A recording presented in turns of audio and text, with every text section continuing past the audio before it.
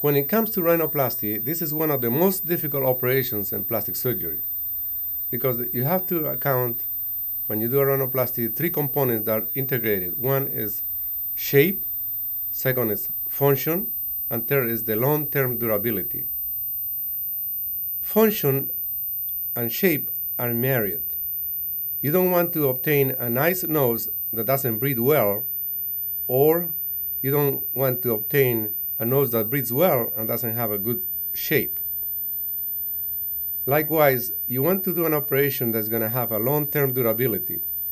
One of the reasons why rhinoplasty fails, perhaps not in the first year or second year, but 5 years later, is because during the initial operation, the surgeon doesn't provide to the nose enough structural support to maintain the long-term stability of the nose and maintain opening of the airways so the patient will breathe well, or doesn't maintain the original structure that the patient has. That's why in my operation I call it the superstructural rhinoplasty, because the surgeon has to provide enough support so the nose will look nice with nice aesthetic lines, will have good function that won't collapse and affect the nasal airway, and last for long period of time. There's a difference between the primary and secondary rhinoplasty. The primary rhinoplasty, you can approach it through the closed technique, and you can maintain as much of the original integrity and structural support that the patient has.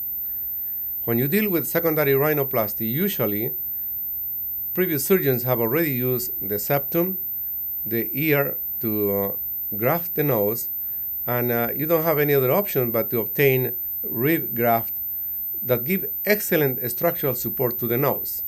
And that can be done with very small incision on the patient's underbreast to obtain the graft. This graft gives enough structural support because they are strong, they are more rigid than the ear, for example, and give a more long-term stability to the nose.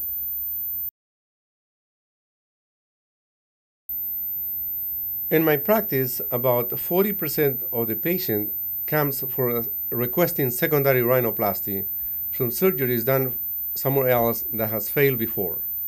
And I have seen patients who had 2, 3, 4, even more than 10 operations that I was able to help them.